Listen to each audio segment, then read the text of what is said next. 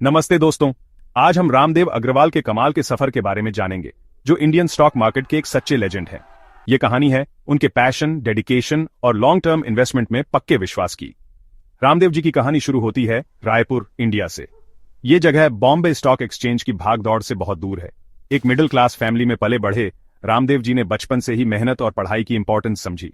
उन्हें क्या पता था कि उनकी राह उन्हें इंडियन फाइनेंस के सबसे रिस्पेक्टेड नेम्स में से एक बना देगी।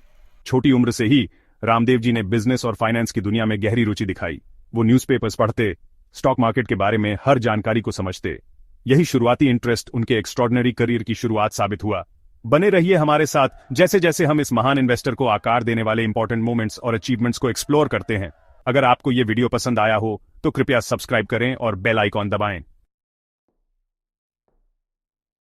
पकड़ के बैठिए, क्योंकि रामदेव जी की कहानी में अब एक नया मोड़ आने वाला है। जैसे सभी युवा करते हैं, रामदेव जी ने भी सीए बनने का सपना देखा। वो मुंबई आ गए, जो कि इंडिया का फाइनेंशियल हब है, नंबर्स की दुनिया जीतने के लिए। लेकिन किस्मत को कुछ और ही मंजूर था। सीए की पढ़ाई करते हुए रामदेव जी का मन शेयर मार्केट से नहीं हटा। ट्रेडिंग फ्लोर का आकर्षण, कंपनीज एनालाइज करने का रोमांच, ये सब बहुत लुभावना था। उन्होंने एक बड़ा फैसला लिया, एक ऐसा फैसला जिसने उनकी जिंदगी बदल दी। उन्होंने सीए छोड़कर सब ब्रोकर बनने का फैसला किया। क्या बात है, कितना बड़ा फैसला! ये एक बहुत बड़ा पल था, जो रामदेव जी के अपने पैशन पर विश्वास को दिखाता है। इसी दौरान उनकी मुलाकात मोतीलाल ओसवाल से हुई, जो एक और महत्वाकांक्षी युवा थे जिनकी फाइनेंस में अच्छी पकड़ थी। साथ मिलकर उन्होंने एक ऐसा सफर शुरू किया जो इतिहास बन गया। तैयार हो जाइए, क्योंकि अब कहानी और भी दिलचस्प होने वाली है। 1983 में रामदेव अग्रवाल और मोतीलाल ओसवाल ने रिस्क लिया और अपनी खुद की ब्रोकरेज फर्म शुरू कर दी। उन्होंने इसका नाम मोतीलाल ओसवाल सिक्योरिटीज रखा। उनकी शुरुआती पूंजी सिर्फ 50,000 रुपये। जी हां दोस्तों, उन्होंने कुछ भी नहीं से फाइनेंशियल एम्पायर खड़ा किया। अब 50,000 रुपये बहुत लग सकते हैं, लेकिन फाइनेंस की दुनिया में यह बहुत कम बजट था। लेकिन उनके पास पैसों की जो कमी थी, वो उन्होंने अपने जुनून, मेहनत और इन्वेस्टमेंट फिलॉसफी से पूरी कर ली। याद रखें, ये वो समय था जब टेक्नोलॉजी नई नई आई थी। कोई फैंसी कंप्यूटर्स या एल्गोरिथम्स नहीं थे। रामदेव और मोतीलाल अपने एक्सपीरियंस, बिजनेसेस की समझ और अच्छे स्टॉक्स ढूंढने के अपने कमिटमेंट पर भरोसा करते थे। यही वो चीज थी जिसने उनकी सक्सेस की नींव रखी। बने रहिए, अभी तो कहानी शुरू हुई है। सफलता का रास्ता कभी आसान नहीं होता, और रामदेव जी का सफर भी कुछ अलग नहीं था। 80 और 90 के दशक में शेयर बाजार में बहुत उथल पुथल थी, घोटालों से भरा हुआ था। हर्षद मेहता कांड ने तो बाजार की नींव हिला दी। कई निवेशकों का सब कुछ डूब गया। लेकिन इस सबके बीच रामदेव जी और मोतीलाल जी अपने सिद्धांतों पर डटे रहे। ईमानदारी और अच्छी कंपनियों में निवेश करना उनके लिए रास्ते का निशान बन गया। वो मुश्किलों से और मजबूत बनकर निकले। उनकी ईमानदारी सबके सामने थी। ये समय उनकी परीक्षा का समय था। उस समय लालच में आकर जल्दी पैसा कमाने के चक्कर में ईमानदारी भूलना आसान था, लेकिन वो नहीं भूले। वो अपने सिद्धांतों पर डटे रहे और ये दिखाया कि सिर्फ पैसा कमाना ही नहीं, बल्कि सही तरीके से कमाना जरूरी है। उनकी कहानी हमें सिखाती है कि असली कामयाबी ईमानदारी और अच्छे मूल्यों से मिलती है। भाग 5, शेयर्स के आगे।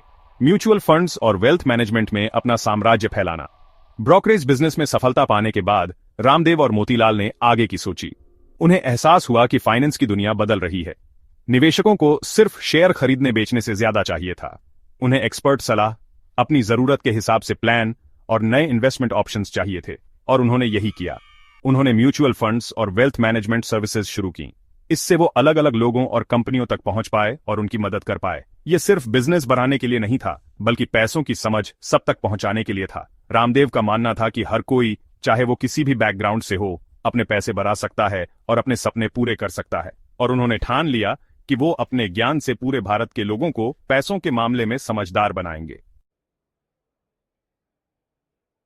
छठा भाग, रामदेव के हिसाब से ज्ञान। QGLP निवेश दर्शन को समझते हैं।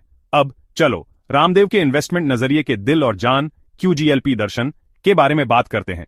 ये बस कोई फैंसी एक्रोनिम नहीं है, ये उनके इन्वेस्टमेंट डिसीजंस का आधार है। QGLP का मतलब है क्वालिटी, ग्रोथ, लॉन्जेविटी और प्राइस। ये एक सिंपल लेकिन पावरफुल फ्रेमवर्क है जो समय के साथ टिका रहा है। क्वालिटी, रामदेव ऐसी कंपनीज ढूंढते हैं जिनका मैनेजमेंट स्ट्रांग हो, फाइनेंशियल्स बढ़िया हो और कंपेटिटिव एज हो। ग्रोथ, वो लगातार अर्निंग्स ग्रोथ और कंपनी के मार्केट शेयर के बढ़ने की क्षमता देखना चाहते हैं। लॉन्जेविटी, वो उन बिजनेसेस को पसंद करते हैं जिनका ड्यूरेबल कंपेटिटिव एडवांटेज हो, जो मुश्किल समय में भी टिके रहें और आगे बढ़ें। प्राइस, और हां, किसी कंपनी का ग्रेट होना ही काफी नहीं है, उसे सही प्राइस पर मिलना भी जरूरी है। रामदेव वैल्यू इन्वेस्टिंग में यकीन रखते हैं, यानी अच्छी कंपनीज को तब खरीदना जब मार्केट उन्हें कम दाम पर दे रहा हो। यह दर्शन सिर्फ रूल्स का सेट नहीं है, ये एक माइंडसेट है। यह धैर्यवान, अनुशासित होने और लॉन्ग टर्म पर ध्यान देने के बारे में है। यह बाजार के शोर से परे जाकर उन कंपनीज को पहचानने के बारे में है जिनमें सस्टेनेबल ग्रोथ की क्षमता है। 7वां भाग, मुसीबत पर विजय, विपत्ति के समय धैर्य। जैसा कि हम जानते हैं, जिंदगी अनएक्सपेक्टेड मोड़ और घुमावों से भरी है, और 2005 में रामदेव जी को एक भयानक परीक्षा का सामना करना पड़ा, उनके बेटे का अपहरण। यह माता पिता के लिए सबसे बुरा सपना था, एक दर्दनाक अनुभव जिसने उनकी ताकत और संकल्प को पूरी तरह परख लिया। लेकिन ऐसी विपत्ति के बावजूद रामदेव जी ने अविश्वसनीय धैर्य दिखाया। उन्होंने उल्लेखनीय साहस और शालीनता के साथ इस चैलेंजिंग समय को पार किया और अंततः अपने बेटे की सुरक्षित वापसी सुनिश्चित की। यह अनुभव उन्हें तोड़ सकता था, लेकिन ऐसा नहीं हुआ। इसके बजाय इसने उनके कैरेक्टर की गहराई को उजागर किया। इसने दुनिया को दिखाया कि वो सिर्फ एक चतुर इन्वेस्टर ही नहीं थे, वो एक योद्धा थे, एक सर्वाइवर थे, और सबसे बढ़कर एक प्यार करने वाले और समर्पित पिता थे। उनकी कहानी मानवीय भावना की शक्ति का प्रमाण है, सबसे कठिन चैलेंजेस से भी पार पाने की क्षमता का प्रमाण। 8वां भाग, ज्ञान की दौलत बांटना, रामदेव अग्रवाल का शिक्षा और परोपकार के प्रति समर्पण। रामदेव जी के लिए सक्सेस सिर्फ पैसा कमाना नहीं है, बल्कि दुनिया में कुछ अच्छा करना भी है। वो समाज को वापस कुछ देने और फ्यूचर जनरेशंस को एम्पावर करने में बिलीव करते हैं। वो एक्टिवली कई तरह के परोपकारी कामों में इन्वॉल्व्ड हैं, खासकर एजुकेशन के फील्ड में। उन्होंने मोतीलाल ओसवाल फाउंडेशन स्टार्ट किया, जो एजुकेशन, हेल्थ केयर और रूरल डेवलपमेंट के कई कामों को सपोर्ट करता है। वो फाइनेंशियल लिटरेसी के लिए भी बहुत पैशनेट हैं और सभी लेवल्स के इन्वेस्टर्स को एजुकेट करने के लिए रेगुलरली वर्कशॉप्स और सेमिनार्स करते हैं। उन्हें पता है कि नॉलेज ही पावर है।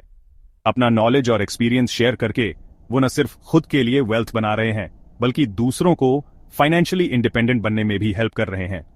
परोपकार के प्रति उनका डेडिकेशन एक इंस्पिरेशन है, जो हमें याद दिलाता है कि असली सक्सेस सिर्फ हमारे बैंक अकाउंट से नहीं, बल्कि दुनिया पर हमारे पॉजिटिव इंपैक्ट से मेजर की जाती है।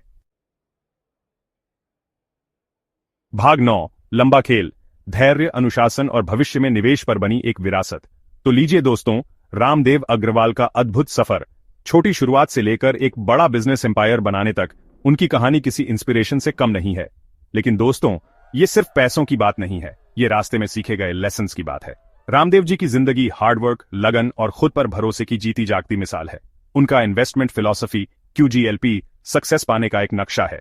यह हमें याद दिलाता है कि पेशेंस और डिसिप्लिन ही लॉन्ग टर्म वेल्थ बनाने की असली चाबी है। लेकिन सबसे जरूरी बात, उनकी कहानी हमें ईमानदारी, हिम्मत और समाज को कुछ वापस देने की इंपॉर्टेंस सिखाती है।